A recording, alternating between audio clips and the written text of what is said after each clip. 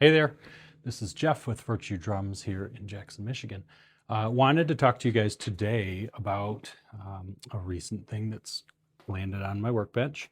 This is a Yamaha Recording Custom snare drum, model SD098. You know, popular, well-regarded snare drum that a repeat customer has sent to me to redo edges and snare beds on. And so I wanted to take the opportunity, since it was here, to give you a little under the hood look at this. I might have to piece a couple things together so that we can see it up close, and yeah, so more to come.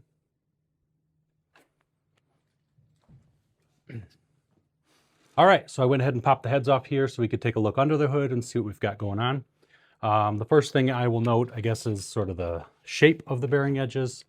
The Recording Customs, these have got a really sharp, basically a single 45 all the way to the outside edge, with just enough of a round over, basically, so you don't cut your hand or cut your drum head.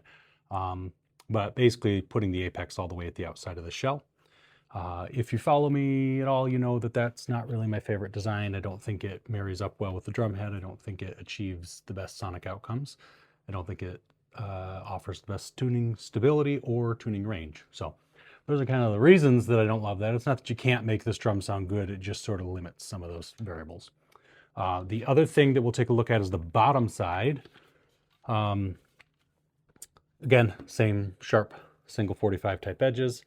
In conjunction with this snare head, this snare has extended snare wire system, so that the snare wire is extended originally and past the bearing edge. I, for one, am not really sold on the advantages of that design. I think there's scenarios where it doesn't necessarily achieve the best outcome. And then just from a sort of practical, pragmatic perspective, this drum shows you something that does that I don't think is great, which is it's sort of chewing into the bearing edge. Hopefully that shows up on the video. But you can see that there's kind of these little teeth marked bites in the bearing edge, which is damaging that. And then maybe more critically, or just more to the urgent immediate point, it's going to cut through your drum heads, those really thin snare side, like 3mm type drum heads against steel. What do you think is going to win? Sandwich between the wood, and it's eating up the wood. That means it ate through the plastic too at some point.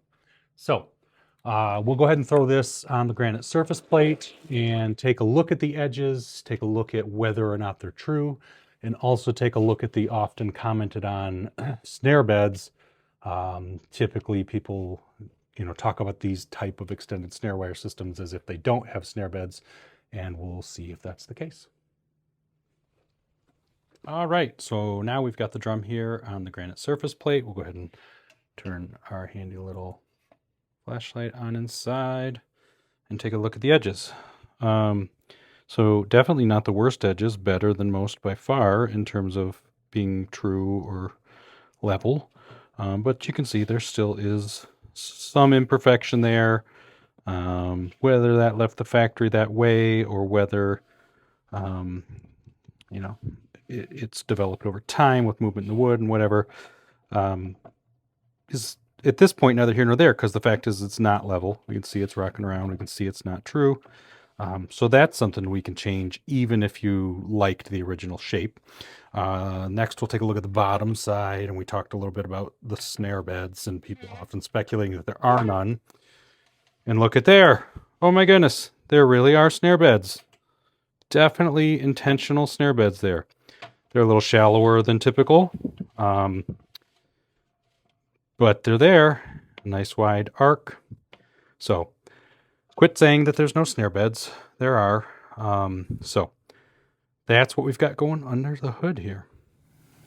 All right, so I have finished reworking the edges on this Recording Custom snare drum. Hold this up here, maybe do some B-roll shots, close-up stuff that you can see a little better maybe. But you can see we've got a much nicer outer roundover going on now. And that's really what I'm after for this customer and in general usually. If you think about the shape of a drum head, it's got a curve to it, right? It's preformed to have this curve. We all know what that looks like when we take it out of the box. If you don't take one out of the box and look at it. So yes, it's plastic and it will distort to what you put it on under enough tension. But my theory is, why would we force it to distort in order to get to that point. Why wouldn't we just put two things that want to marry up together with little to no gap?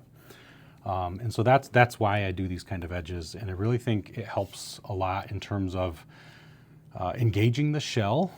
And what it doesn't do that I think a lot of people sometimes worry or state about that sort of design with the round over, dampening the head too much. And I really don't find that to be the case. The reason is when you're talking about exceptionally well executed edges that are truly level, and you put a head on there and you put it under tension, the top playing surface is still free to resonate, and it's moving all over the place. You got tons of sustain and resonance and all the things you want out of it, to the point you may still want to add dampening, honestly, to get your sound. So you're not over dampening the head by doing these round over edges. I think a lot of people's theories about that come from attributing it to vintage drums, which have very poorly executed edges that are not level at all. And so they're tying it to sort of that anecdotal experience where they used this drum that was kind of dead and muffled, and it happened to have those rounded edges, and so they're assuming that's what rounded edges do. And the reality is, when you get rounded edges that are done really well, that is not the effect.